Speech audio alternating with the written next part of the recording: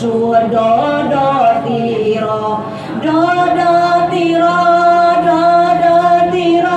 kumintir bedaing pinggir dodo mana jumatana kanggo sebo mengko sore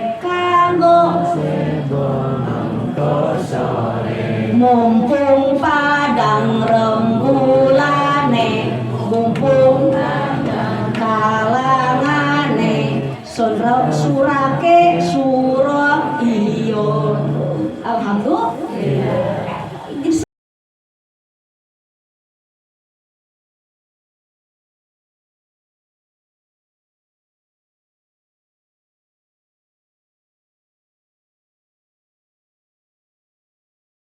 Pada pagi ini kita semuanya bisa hadir di rumah Ibu Haji, Bapak Haji Nisa, ya, diperbolehkan untuk mengikuti manakiban di sini, ya, Ibu duduk mengikuti pengajian manakiban dari mulai pengajian Al-Quran, kemudian baca sholawat, tanbih, tawasul, manqobah.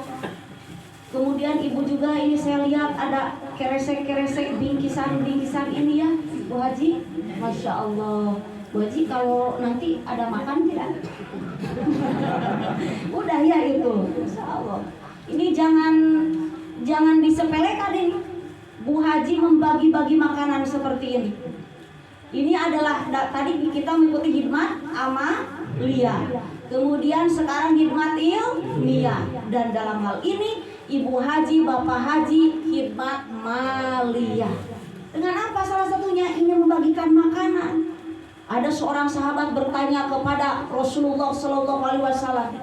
Sahabat tersebut bertanya seperti ini, Ayul Islami khair ya Rasulullah. Bagaimana Islam yang baik itu ya Rasulullah? Rasul menjawab, tut'imut ta'am. Apa kata Ibu? Tut'imut ta'am, men-share makanan, membagikan makanan. Masya Allah, merinding saya ya Allah. Imam Al-Jauzi dalam Syarah Bukhari mengatakan al-a'malu fil Islam aksaru ajron. Amalan-amalan dalam Islam yang melahirkan pahala yang banyak. Jadi ketika melaksanakan amalan-amalan ini, maka otomatis iman meningkat. Ketika iman meningkat, maka akan senang melakukan amal-amal soleh. Ketika sudah senang melakukan amal-amal soleh, maka secara tidak langsung akan meningkat derajat ihsan. Alhamdulillah. Ihsan itu anta'budallah kana katara fa ilam takun tara fa innahu yarah. Beribadahlah kamu seolah-olah kamu melihat Allah. Jika tidak bisa, maka beribadahlah kamu seolah-olah kamu dilihat oleh Allah. Nah, ini nyambung dengan tadi apa yang disampaikan oleh Kiai Subhan. Subhanallah, kita selaku ikhwan ini ya, di daerah mana aja ini? Cirebon, Indramayu, mana lagi? Palimanan, mana lagi? Talun, Masya Allah. Ibu ini kenapa? Gimana lagi? Giri Nanda. Ya itu pokoknya. Ibu ini kenapa Ibu Haji banyak-banyak ringsen itu kebaikannya kok bisa berlipat ganda, memiliki pahala yang banyak? Kenapa? Karena to'am ini berbeda dengan akal. Kalau akal itu makanan seperti beras, itu kan harus diolah dulu. Ya, jagung harus direbus dulu. Kalau kemudian tepung harus dibikin dulu kue. Kalau ini enggak, kita tinggal makan, tinggal am, betul tidak? Iya, tidak usah capek-capek membikinnya kan? Nah itu, coba bayangkan ibu pagi-pagi Bu Haji ini pesen pergi berangkat ke pasar, memilih sayuran, kemudian datang ke rumah dicuci, dipotong-potong, kemudian diolah-olah, dipilah-pilah mana yang harus jadi sayur, mana yang harus jadi daging, mana yang harus dioseng-oseng, betul kan? Kemudian dibumbui dengan penuh cita rasa dan penuh dengan cinta ibu ya, Bu Haji, tinggal dihidangkan. Kemudian yang kedua, melahirkan asbab hidayah. Maaf ibu, maaf sekali maaf. Bila saya contohnya di dalam diri saya ada sesuatu yang haram, contohnya mata saya habis melihat sesuatu yang haram, kemudian ketika saya memakan tadi kroket yang ibu hidangkan, makanan yang halal yang ibu hidangkan, maka yang haram yang ada pada diri saya lebur. Alhamdulillah. Jadi hukumnya itu haram tutupi dengan yang halal. Kemudian asal hidayah apa? Ibu yang tidak paham tentang manakiban menjadi paham. Ibu yang tidak mengerti dengan manakiban menjadi mengerti. Jadi senang.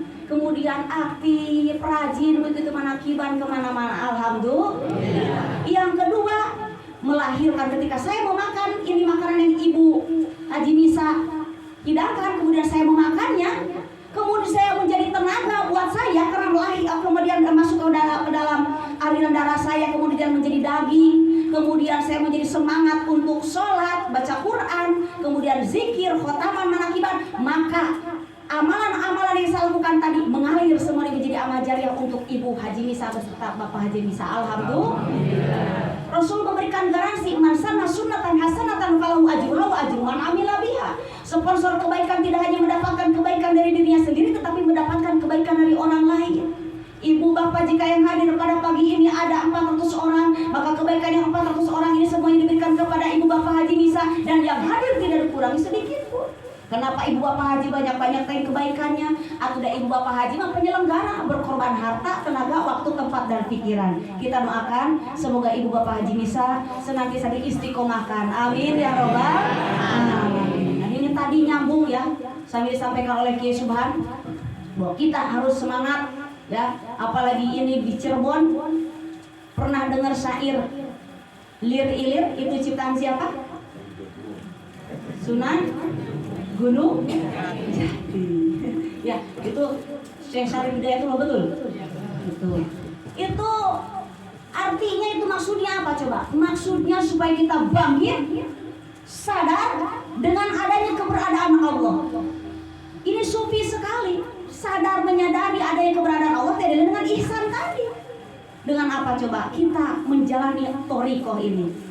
Tahu tidak ibu syairnya? Lir ilir, lir ilir, tandure wasumilir, tak ijo apa terus penanten anyar, cah amon, penek no blimbing kuwi, luyu penek no kanggo basur dodo tiro, kumintir beda ing pinggir dodo mana jumatana kanggo sebo mengko sore, kanggo sebo mengko sore, mumpung padang rembulane, mumpung kalangane, sondra surake suro iyo. Alhamdulillah. Jadi semangat. Halangan, rintangan tadi ada yang ngomongin, ada yang nyindir ya tentang kok kamu zikir begini, lanjut saja. Oke, siap semangat ibu? Ya, semangat. Nah, alhamdulillah ini pagi ini yang hadir ibu-ibu semuanya ya, ibu sudah izin sama bapak datang sini? Alhamdulillah ya. Ini Sayyidina Umar pernah mengatakan ibu, sesungguhnya Allah menyembunyikan ridhonya di dalam amal-amal yang dilakukan oleh manusia, dan Allah menyembunyikan murkahnya di dalam dosa-dosa yang dilakukan oleh manusia, dan Allah menyembunyikan kekasih-kekasihnya di antara orang-orang ramai yang diremehkan oleh manusia yang lainnya. Oleh karena itu ibu bapak, ingat, kita tidak boleh menyepelekan tiga hal ini. Pertama, amal-amal yang mengundang keridhaan Allah. Apa katanya ibu? Amal-amal yang mengundang keridhaan Allah. Amal itu bukan besar atau kecilnya, tetapi bagaimana amal tersebut, atau hebat atau seberapa luar biasanya, tetapi bagaimana amal tersebut bisa mendapatkan keridhaan Allah. Kuncinya kita supaya bisa mendapatkan keridhaan Allah dengan cara apa? Bukan datang sendiri. Kata apa itu keridhaan Allah tidak bisa datang sendiri, tetapi harus kita tempuh, harus kita cari dengan jalan apa? Thoriqoh. Alhamdulillah. Dengan cara apa? Ditalqin. Sudah ditalqin semuanya? Alhamdulillah. Malah pengersa apa? Saking pentingnya talqin bagi seorang muslim, Abah menyampaikan ketika mempunyai seorang anak usia SD, kelas 6 SD, kemudian akan menginjak kelas 1 SMP, wajib talqin. Begitu kata pengersa Abah. itu kan masih kecil anak. Kok udah harus belajar toriko? Padahal kan orang yang belajar toriko itu yang sudah sepuh, yang udah 50 tahun ke atas, yang sudah nenek-nenek, sudah kakek-kakek, yang memiliki ilmu yang tinggi, keilmuannya, gitu kan? Abah menyampaikan, ini adalah tindakan preventif. Apa katanya Bu? Tindakan preventif. Ini tindakan preventif bagi kita selaku orang tua dalam menghadapi tantangan zaman. Sayyidina Ali mengatakan, didiklah anakmu sesuai zamannya. Zaman dulu sama zaman sekarang berbeda. Sama apa beda? Zaman ibu ada HP tidak usia segede gini? Kagak ada kan sekarang mah. Aduh HP kan ya. Makanya untuk memperkuat keimanan putra putri kita, ayo talkin, belajar toriko. Ya, gitu. Menjadi seorang salik. Ibu ini kita semua adalah seorang salik. Salik adalah seseorang yang sudah belajar untuk menempuh perjalanan sampai kepada Allah. Dan ini kita duduk seperti ini, berkumpul manakiban, khotaman, zikir. Ini adalah suluk. Suluk itu perjalanan yang ditempuh oleh seorang salik untuk bisa sampai kepada Allah dengan kurikulum dengan amalia yang diberikan oleh seorang mursyid. Mursyid adalah pembimbing rohani yang akan membimbing kita, menuntun kita dunia dan akhirat. Dibiasakan dari sejak kecil, biasakan anak zikir. Jadi walaupun sepertinya anak itu belang betong untuk mengerjakannya, nanti suatu waktu dia sudah besar, oh dia paham, aku pernah mengenal ini dari orang tuaku mengajak aku, orang tuaku mendidik aku, seperti itu. Allah berfirman, wal yahsal ladzina law taraku min khalfihim dzurriyyatan di'afa. Hendaklah kamu khawatir jika meninggalkan keturunan di perut kamu, keturunan yang lemah. Lemah dalam apa saja? Lemah iman, ilmu, fisik, akhlak, semangat hidup. Jika 5 kelemahan ini ada pada anak-anak kita, ada pada generasi muda kita, mereka tidak akan bisa menjadi generasi robani, generasi robi-robiyah. Mereka tidak akan menjadi generasi yang unggul dalam prestasi, tangguh dalam kompetisi, imannya kuat, akhlaknya hebat, memiliki keteladanan, iman, ilmu, akhlak, fisik, semangat hidup. Insya Allah, yakin pasti dengan bimbingan Hadrati Syekh Faqih Sahabah, putra putri kita akan dibimbingnya. Amin ya robbal alamin. Dengan talqin ini, laqad radhiyallahu 'anil mu'minina idh yubayyi'unaka tahta syajarah. Sungguh Allah telah ridho kepada siapa? Kepada orang mukmin. Kapan? Ketika mereka duduk di atas sajadah berhadapan dengan Syekh Mursi, disaksikan oleh Allah Subhanahu wa taala, mengucapkan, ditanamkan kalimat la ilaha illallah bisyarti akhdiha min qalbin taqiyyin naqiyyin mimma siwallah. Dengan syarat kalimat la ilaha illallah tersebut disampaikan, diberikan oleh seseorang yang hatinya takwa, yang tidak ada segala sesuatu selain Allah Subhanahu wa taala. Ilahi anta waridoka aktini. Itu keridhaan. Jadi apapun aktivitas yang kita lakukan supaya mendapatkan keridhaan Allah dengan cara tadi. Ya, kunci awalnya dengan apa? Dengan ditalqin. Yang kedua, jangan meremehkan dosa-dosa kita kepada Allah.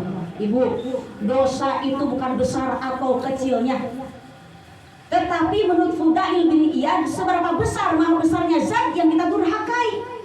Contohnya ibu, saya pernah melakukan dosa besar, kemudian saya bertobat, berjanji tidak akan mengulanginya lagi, berhenti, itu lebih baik daripada orang yang senantiasa menyepelekan dosa-dosa kecil. Itu yang akan membuat Allah Subhanahu wa taala murka kepada kita. Nauzubillahi min. Dan pengersa Abah selalu mengatakan, jangan ingat dosa. Cum di sini yang tidak punya dosa ada tidak? Ya, pengersa Abah mengatakan jangan ingat dosa, tapi ingat siapa? Allah. Gitu. Man qala la ilaha illallah wa madahu khudimat ala fidan bin minal kabairi. Barang siapa yang mengucapkan kalimat la ilaha illallah kemudian memperpanjangnya, maka 4.000 dosa besar baginya dihapus oleh Allah Subhanahu wa taala. Alhamdulillah. Dan yang kita ucapkan la ilaha illallah bukan sekali, setiap pada sholat 165 kali. Ini tadi dalam Manqobah disampaikan, dunubi kabawujil bahri bal hiya aksaru kamislil jibali syami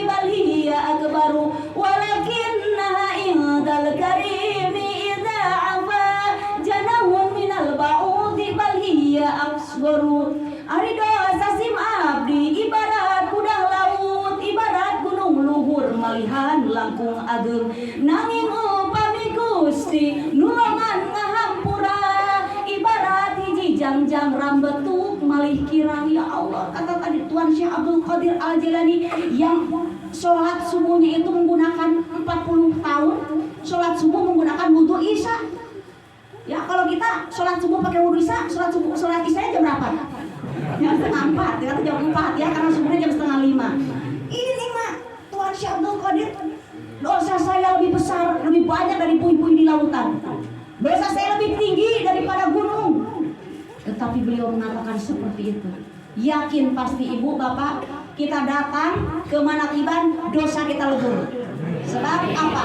Rasul bersabda, dzikrul anbiya minal ibadah wa dzikrus sholihin kafaratun 'anid dzunub. Mengingat para nabi itu adalah ibadah dan mengingat orang soleh adalah kifarat bagi dosa-dosa kita. Alhamdulillah. Sebab apa kita duduk berkumpul di sini dengan para Allahul Muqaddasah yang akan menyampaikan ruh kita, kun ma'allah fa ilam takun ma'allah fa kun ma'aman kana ma'allah fa innahu yusiluka ila Allah. Hendaklah kamu bersama Allah. Jika kamu belum bisa bersama dengan Allah, dekatilah orang-orang yang sudah bisa bersama dengan Allah. Sebab orang tersebut beliau bisa menyampaikan kita kepada Allah. Alhamdulillah. Bu, masih semangat? Yang terakhir, yang ketiga, jangan menyepelekan orang-orang, meremehkan orang-orang yang ada di sekitar kita. Ibu, Masya Allah, saya memberinding. Bisa jadi orang tersebut adalah atqiyaul akhfiya, orang yang takwanya tersembunyi. Ya Allah, Robi, bisa jadi ini ada nenek-nenek di sebelah saya. Tidak, ini tuh ada nenek-nenek tadi ya pun kan ibu. Bisa saja beliau ada lebih mulia ibadahnya. Ya, bisa saja saya sudah lama bertoriko dari kecil, dari SMP, tapi nenek tersebut baru masuk, baru ditagih. Tapi karena dia intens melakukan amalia, bisa jadi dia makomnya lebih di atas. Subhanallah. Saya mau cerita, boleh tidak? Ya. Memang ini cerita kisah seorang kiai di Jawa Barat, tetapi semoga aja nyambung insya Allah ya, tentang doa. Ya. Ada Mama Cibaduyut, beliau sakit, sudah berobat kemana-mana tidak sembuh, sudah pakai wasilah apapun kemana-mana belum ada perbaikan, belum sembuh. Kemudian beliau bermimpi jauh-jauh cina gitu lah, berobat ke Sundanya jauh-jauh RMU Barat kan dekatnya tetangga gitu, jauh-jauh berobat itu tetangga aja yang dekat. Kemudian kiai tersebut, mama tersebut kaget, cina gitu kok bisa. Nah tapi dia yakin datengin itu nenek-nenek, Assalamualaikum. Kaget tuh kan nenek-nenek kan, kaget kok ada kiai besar, ulama besar datang ke rumahnya gitu. Nenek udah sepuh, tidak berdaya apa-apa, ya maksudnya pemahaman agama juga kurang. Mama tersebut mengatakan seperti saya ini sakit, kemudian saya bermimpi. Di dalam mimpi tersebut saya sampaikan bahwa saya harus meminta air, doa atau apapun kepada nenek. Aduh, saya ngedoa bagaimana? Saya mah nggak bisa ngedoa, katanya gitu. Saya mah nggak bisa apa-apa. Ya udahlah, terserah pokoknya mah. Yang penting ibu ini ada air, doain aja. Pakai bahasa Sunda, pakai bahasa apa silakan. Jadi nenek tersebut berdoa, ya Allah, ini semoga mama cepat sembuh. Didoain seperti itu, pakai Sunda, bahasa Sunda. Diminumlah, ini kan sakit, ini sesuatu ada di tenggorokan yang membuat dia tidak enak. Setelah minum itu, katanya langsung sembuh. Jadi ibu bapak, ya bisa jadi orang yang ada di kanan, depan, belakang, kiri kita ini adalah orang yang atqiyaul akhfiya. Ya, Allah berfirman, jadi jangan lihat seseorang itu dari fisiknya, ketampanan, kedudukan, harta, pangkat, jabatan, tapi dia terdapat ketakwaannya. Rasul bersabda, at-taqwa hahuna, at-taqwa hahuna, at-taqwa hahuna. Takwa itu di dalam, di sini sampai nunjuk di bawah susu kiri sebelah kiri. At-taqwa hahuna, at-taqwa hahuna, taqwa hahuna. Ya, takwa itu di sini. Yauma la yanfa'u malun banun illa man atallaha biqalbin salim. Tidak akan selamat, ya, kecuali yang datang kepada Allah dengan hati yang selamat. Dengan hati yang seperti apa? Hati yang senantiasa berzikir kepada Allah. Tidak berguna harta benda, tidak berguna istri cantik, tidak berguna suami suami ganteng tidak berguna, anak-anak yang hebat lucu yang berguna apa? Orang yang datang kepada Allah dengan hati yang selamat. Hati yang selamat itu seperti apa? Yang senantiasa berzikir kepada Allah. Fafirru ilallah. Laisa birizin walakin bil qalbi. Terbang menuju Allah bukan dengan kaki tetapi dengan hati. Ibu, kalau kecepatan cahaya ada ukurannya, betul. Kecepatan air ada ukurannya, betul. Kecepatan apa lagi? Suara ada ukurannya, betul. Itu apa selalu mengatakan seperti itu. Tapi kecepatan hati itu ketika kita mengingat langsung sampai. Alhamdulillah. Saya doakan ibu bapak semuanya senantiasa disehatkan. Ibu bapak semuanya senantiasa dimudahkan segala urusannya. Putra putrinya soleh dan solehah, dijauhkan dari berbagai balai. Khususon Sohibul Bait pada pagi ini Bapak Haji Misa beserta Ibu Haji Eliana lulus berkah selamat hasil maksa. Dan untuk kita semua para wakil talqin senantiasa diistiqomahkan buatkan lahir dan batin oleh Allah Subhanahu wa taala. Al-Fatihah.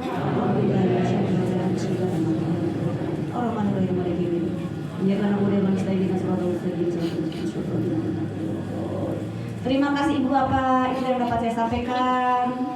Mohon maaf atas segala kesalahan. Wabillahi taufiq wal hidayah. Wassalamualaikum warahmatullahi wabarakatuh.